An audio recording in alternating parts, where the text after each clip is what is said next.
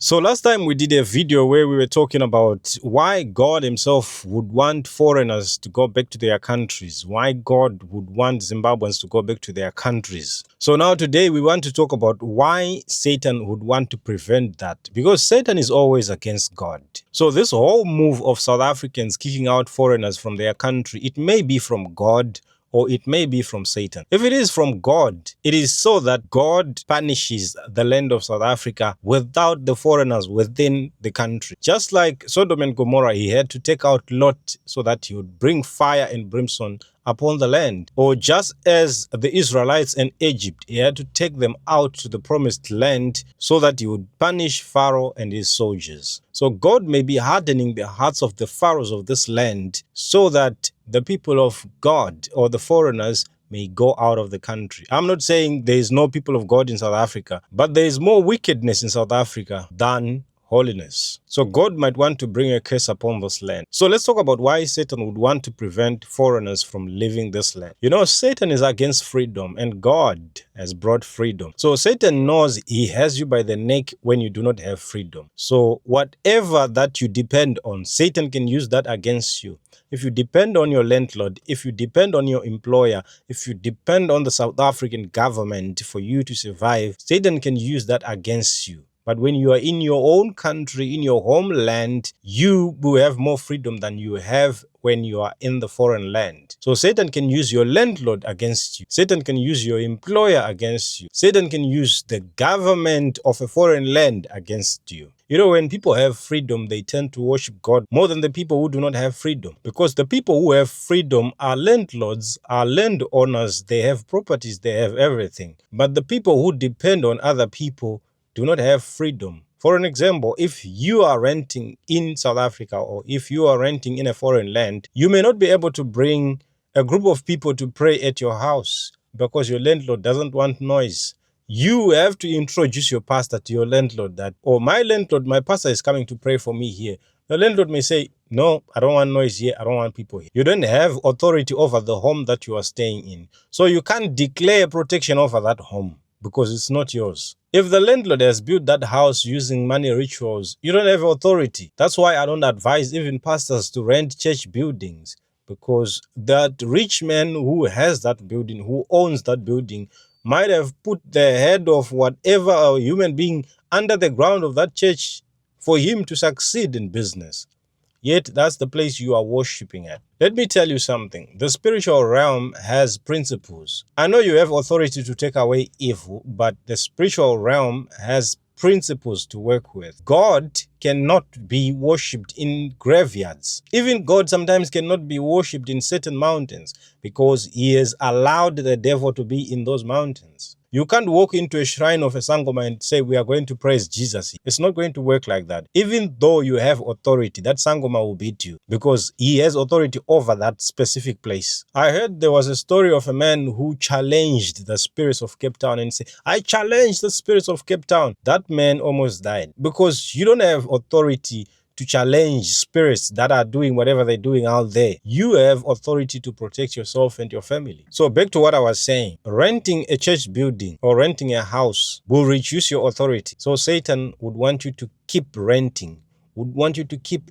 depending on somebody so that he can control you through that somebody. And also Satan knows that he has you by the neck through internet. When you come from work in South Africa or in the diaspora, internet or Wi-Fi is cheaper. So Satan has you by the neck. He keeps you logged onto your Facebook or your TikTok or your WhatsApp or whatever because data is cheap.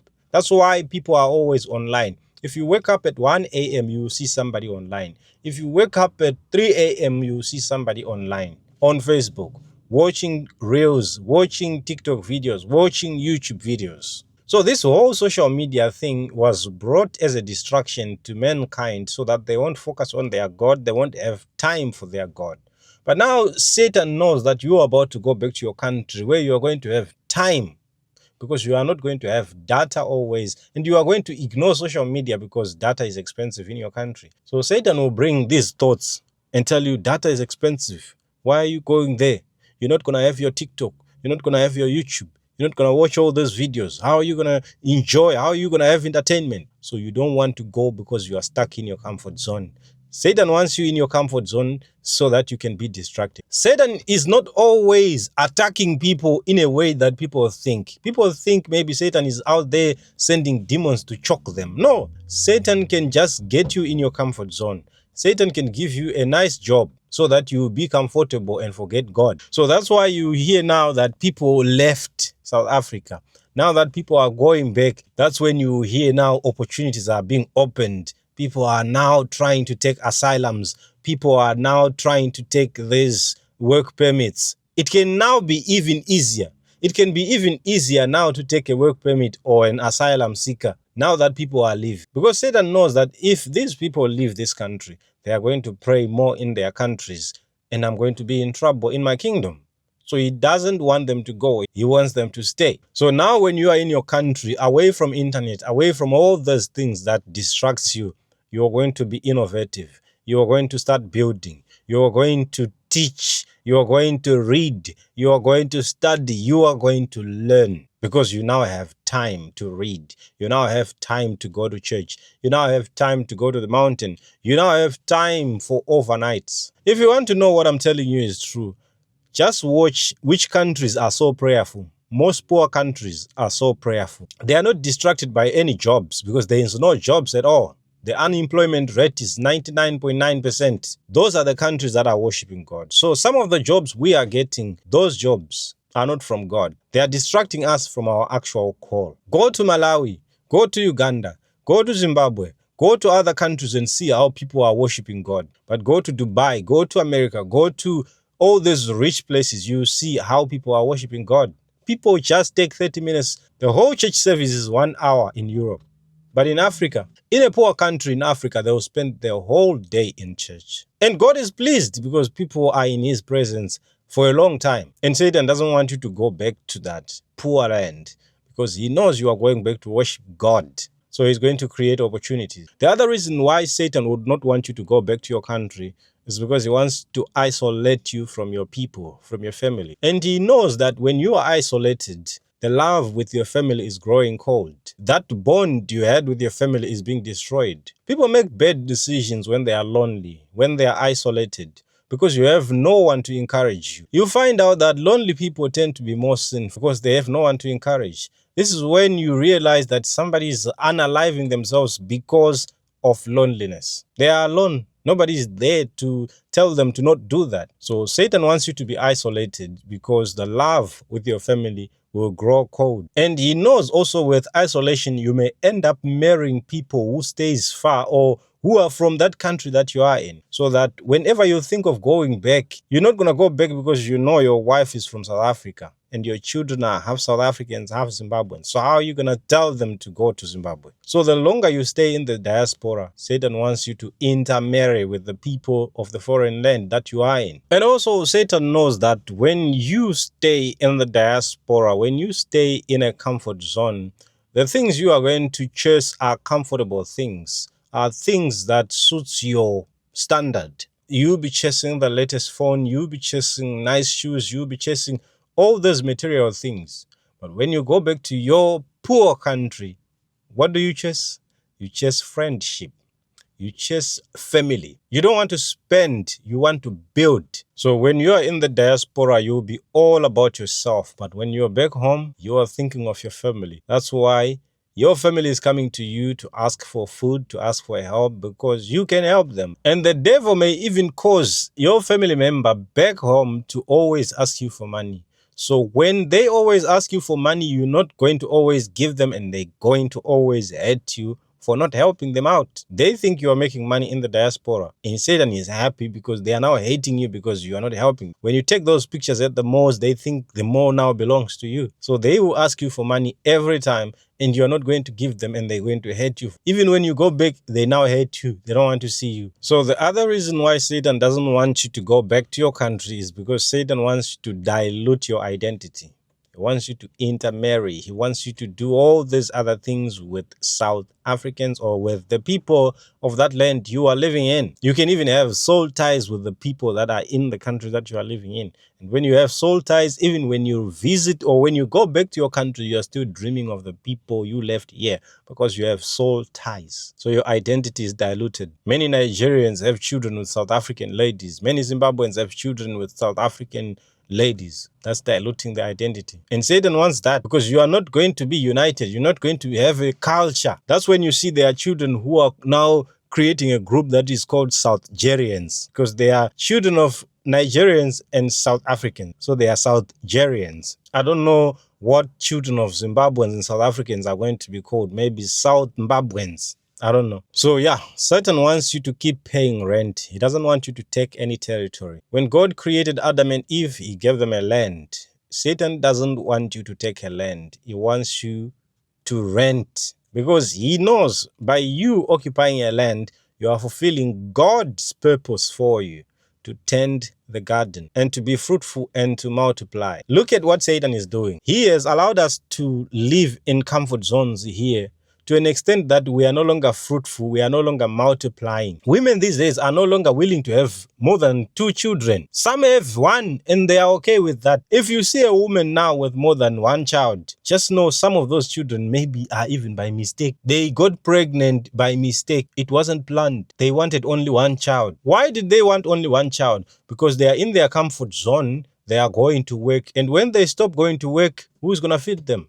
Nobody. So women now no longer want many children. Plus they are adopting a foreign culture. So what are women doing now, or what are people doing now? They're sleeping around but using contraceptives. Nobody wants to have children anymore. Each household, you see the whole house, whole big house, but 1 child. So is that fulfilling God's promise? Satan is winning. Satan wants to keep you busy. Right now, you are saying, I don't want to give birth now. I want to work first and put together money. You're lying to yourself. There's not going to be a time that you say, now I have enough money so I can have children. No, it will be too late. You'll be 40 years. You'll be 50 years. You'll be 50 years and money will never be enough. So when are you going to have your child? How are you going to have 1 child in this world? When you live out of fear, that's when you don't want to have children. Because you are wondering, you are worried, how am I going to take care of them? How did your fathers take care of you when you were 5 or 10? Did you die? No, you didn't die. When you have fear,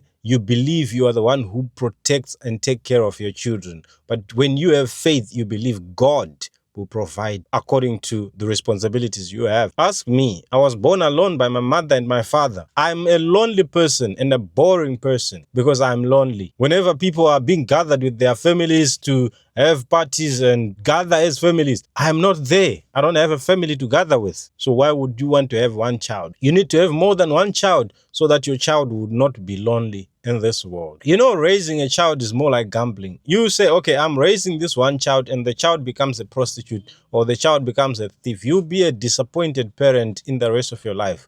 But when you have 2 or 3, 4 children, at least 2 will be bad and 2 will be good. And you will have something to be proud of. And the reason why Satan would want to keep you in a foreign land is that also your testimony is locked away in a foreign land. Your testimony can change lives. Your story can change lives in your own country, but who are you sharing that testimony with right now? You're sharing the testimony with the people of the land that you are in, and that people are benefiting from your testimony. Your people need to hear your story. Your people need to hear your testimony so that they may benefit from your testimony. So the whole idea of Satan is so that you die in a foreign land and you are taken as a body back to your country, and which is not a good thing. Go and have your own land, die in your own land, and be buried in your own land. Don't give people problems of carrying you, of contributing to take you back home. You can take yourself back home while you're still alive. As long as you are not free, as long as you don't have freedom, Satan has you by the neck. Many true prophets of God, true prophets and true people of God are in a foreign land. They are lustful in a foreign land.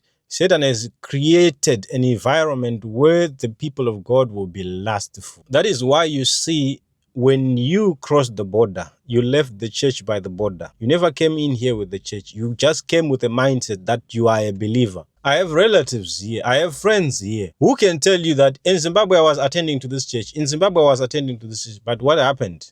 They are busy with work. So Satan wants to keep you busy so that even God, Jesus, would come back when you are busy. And he will reward you according to what you have done. What is it that you have done for Jesus for now? Is he going to say, well done, good and faithful servant? What have you done? What is it that you have done so far? You are busy with work. Satan wants you busy. Satan wants to keep you in your comfort zone.